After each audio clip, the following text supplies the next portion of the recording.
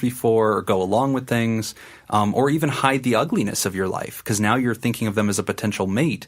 Reveal it. Put your cards on the table. Tell them, hey, this is kind of how I've been feeling. I've been taught that it's good to reveal this to my therapist, and let them take the ball. If they're qualified, they'll know what to do about it. They'll talk to you about it honestly, and you guys will move forward together. And you know what? It'll be a breakthrough. Like that's actually a huge thing to reveal. I think you'll find it's very, very helpful.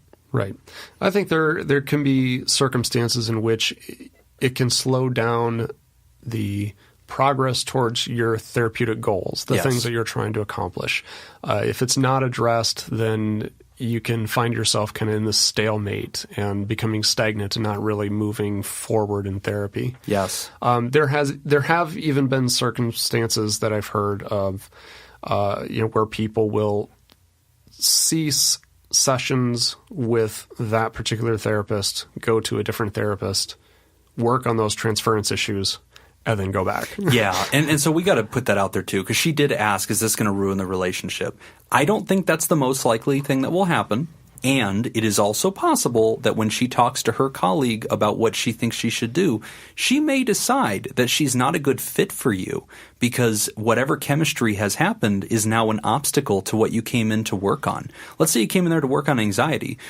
If you're drooling over your therapist, you're not working on your anxiety. And so for her to know that, she may make a decision that it's better for you to switch therapists. Don't be afraid of that, though. That's part of why you talk to a therapist, is so they can guide you through this process. Yeah, if something like that were to happen, don't interpret that as being a negative thing, or that, I shouldn't have said anything. No, or, that's not rejection. It's redirection. That could be the catalyst towards further personal development. Yes, absolutely. Nailed it. Good question, and continue to pursue your goals. And I'm sorry to hear you want to be a social worker, but it's all right. Everybody sees the light eventually.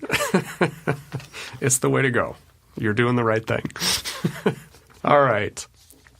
Our next email comes to us via SLM 200. My girlfriend could be better than me. Becoming Insecure is the title. This is the first time in my life that I've had anything close to a girlfriend. I'm not sure if relationship is the right word, but we've been seeing each other for a few weeks now. This girl is very attractive, though I consider her to be out of my league. I might be biased, but I know for a fact she is, since before I got with her, all the guys know her talked about how hot she is. It seems backwards, I know, but since we got together, I've been feeling very insecure about myself. To be truthful, I've always been insecure. Although I hide it extremely well, no one would ever guess I'm insecure aside from my parents. But now I have a sudden desire to get myself more muscular. I'm pretty skinny. I always look at other guys around me who are taller, more masculine looking, and have more attractive faces. All I can think to myself is that she could easily get with these guys if she wished. Despite this, she would never pull guys at the club the whole time we've been at uni, before we got together, but I don't understand why. I just feel she could do better than me. I'm worried about losing her.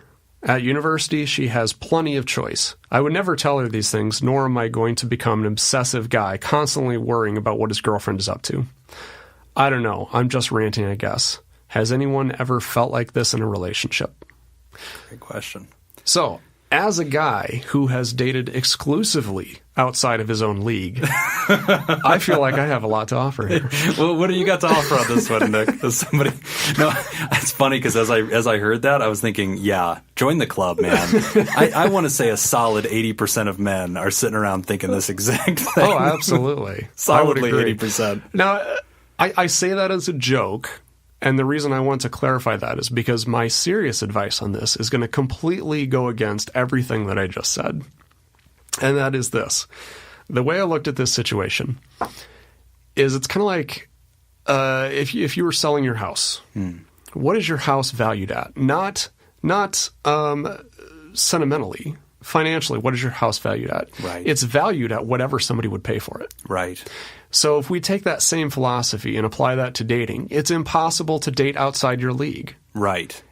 If she is willing to date you, then she's in your league. She's in your league. Congratulations. All this really means is that you're at a league higher than what you thought you were. Right. You might be a rookie in the majors, but you're in the majors. Right. Like, this is actually where you belong. But that fear, I think, is common. Because Absolutely. if you're a rookie in the majors and you realize, so I can relate, right? So in my case, I married up. I definitely got a girl that way outclassed me. So it's like you're reeling in a fish and you get like a trophy bass. And my wife's probably listening to this going, thank you, because that's how I want to be seen, as a trophy bass. But it's like you pull in a fish that's like, you're like, oh my gosh, like I can't believe I caught this. And so that wonder and that excitement is there. I think that's real life. But my advice to you, brother, don't be intimidated. You have to remind yourself what Nick said is that you are prepared for this. She does see things that she likes in you. And I think the thing that we have to remind guys about a lot is that women are visual, but less so than you, and they put a premium on personality. So there's traits about you that she likes, and that probably includes your carefree nature around her and your confidence. So the worst thing you could do is allow this to be an insecurity that breaks your confidence and changes your personality, and now you're scared that she's going to get away. And I think, Nick, my other piece of advice is, and in all relationships, there is not really any such thing as relationship defense. There are like 9 billion people on Earth. You just can't protect that person from wanting any of those people or from any of those people from stealing them. So you just have to be the best version of yourself. And if that is something you achieve, they will vote for you every single day. But you can't actually defend them from others. And so once you accept that, I think it allows you to be free and just kind of focus on being the best version of you that they originally fell in love with. Something's working. Yes. Right. I mean, so that's the thing that we need to focus on here as well. Obviously, she's still in this relationship. Something is working for you. That's right. And let's just say hypothetically, because I'm sure, well, as we've identified, a lot of people, a lot of guys have been in this situation, and it didn't work. Right. And the relationship didn't work out. They ended up breaking up. Does that mean that you were dating outside of your league? No. No. It still doesn't. Yeah, it means they elected a different course. They made a decision for themselves. Right. Yeah. For some circumstance, it didn't work out. You can take that and look at yourself and say, okay, what are some things I can do different next time? But don't think that, well, that's just because I didn't deserve her and I was out of my league. No, that's not necessarily the case. There's always things that we can improve upon personally. But the whole league thing, I think, is kind of overrated. Yeah, so takeaways from this one, buddy. A, you're not the only guy that feels like that. B, if she's elected to be with you, that means de facto she is in your league, you are in hers. And I think C, focus on your own self. Like, focus on your own personality, your own traits. Accept her, value her. And also, buddy, avoid the trap. A lot of guys fall into this trap of worshiping the girl they're with. And there's this old adage of like, I treat her like a princess, I treat her like a queen. Most women will tell you that when you do that, it kind of makes them feel uncomfortable because it gives them too much power in the relationship and they're looking for an equal, not a servant. So I say just be you, be the version of you that she decided to start dating, be proud of yourself, remind yourself of who you are, be confident, and step forward boldly. Don't be afraid. If you play afraid, you're going to lose this game, right? You got to come in and just swing at the ball and go for it. But don't be afraid or else you're never going to, get what you're going for in life. Right. So part of that goes back to building up some of those securities, some confidence. I would really encourage you to do things that are going to build your confidence. If it's the way you dress, if it's being social, being active, picking up hobbies, like all of that stuff. If it makes you feel better and it makes you feel confident, then and it's healthy, so it's not causing any problems. Do more of those things. On that point, this actually goes back to the idea of marriage and family therapy again. We tell people all the time, your sense of identity should not come from who your mate is, right? That's not healthy. That's an ego attachment that they cannot possibly be responsible for the rest of your life. So you've got to find things about yourself that are independent of your spouse, your mate, or your significant other that you value, that you like, and that you invest in because that's something that you find valuable and you want to continue doing. Yep, absolutely. For me, I enjoy fashion. Mm-hmm. I like dressing nice. You're a fashionable guy, Nick. Thank you. The listener can't see this unless they go to our Facebook page or our Twitter, where you can actually see a live picture of Nick. I will post one, I promise. Go to our Twitter @PodTherapy, guys. You can see what the great Nick Tangeman looks like. in his sporty tie and really suave sweater. I've been fishing for compliments for weeks now, so this means a lot to me. This is a big one. Jim. Yeah, yes. well, hold on. I'm going to post it, okay? These guys are the internet. They're going to do whatever they want to do.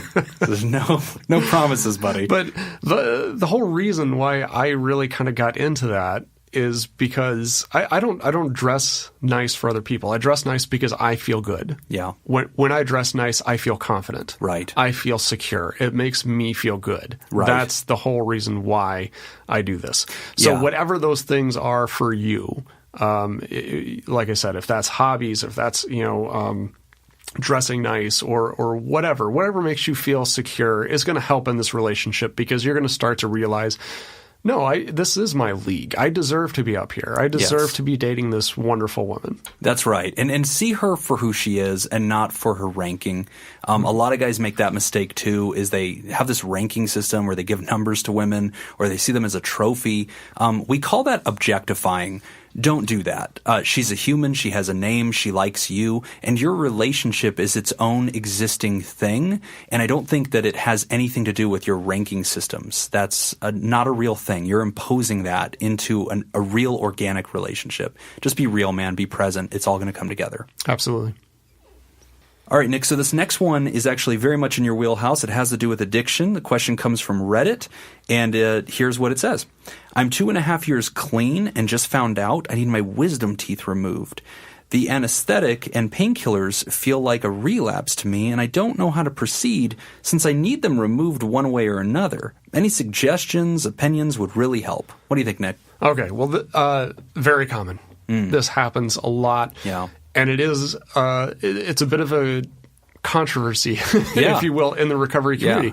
Yeah. Not so much the painkillers. Everybody seems to be on board with the painkillers. Right. The anesthetic. When you go to any kind of 12-step meeting, there's going to be, most people, I think, are kind of under the understanding that, okay, it's anesthetic, it's a surgery, that needs to happen.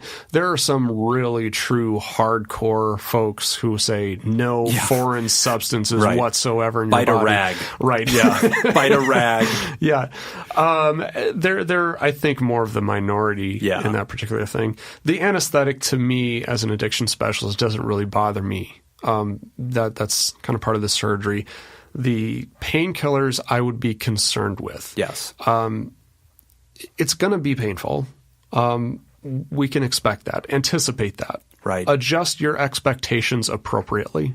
It's not going to be comfortable. Well, also, Nick, define painkillers, right? Because if she's talking about Motrin 800, you and I are not going to write down Relapse in her clinical report. But if she's reaching for things like OxyContin, yeah, because that's a mood-altering substance, right? Prescription, your prescription opiates, Percocets, oxycodone, things like that. And I think that's the big criteria, too. Right. Right? If you're getting lidocaine, we know that you're not enjoying that. Right. It just makes us that you talk funny because your lips don't work. And here's the other issue, too, and this kind of goes back to one... we've got the opioid crisis right now, right? But just to touch about one really small factor that contributes to this is that when you get a prescription, you're always going to get a prescription that's more than what you need. Right. So, for example, if I go to the dentist and I have teeth pulled and I get a prescription for an opioid medication, I may only need that for 1 or 2 days. But they're giving you 14-day dose. Exactly. Yeah. And the reason why they do that is because they don't want me coming back in 2 days, taking up their time in the office to refill that prescription. Exactly. Right? So they're going to give me more than what I need. Your best bet is to be very upfront with the doctor right away. Let him know you're in recovery, that you do not wish to be prescribed any opiates, any kind of addictive substances like that. And here's the thing, too. Take a firm stand on that, because there's a lot of doctors, I'd say most doctors are probably going to respect that, but there's going to be some that don't have a really good understanding of addiction who are going to say, I get that, but you're going to be in pain, so here, take these. Yes. You're going to have to be firm and really reinforce, no, I'm not going to do that. Give me ibuprofen 800s, give me something like that. I think on that deal note with too, you need your own accountability. You're 2.5 years in, right? So if you tell the dentist, hey, don't give me these, I'm addicted, he'll say, okay, I'm going to write you the paper, and if you don't want it, don't cash it, right? And like, that's dangerous, right? That's a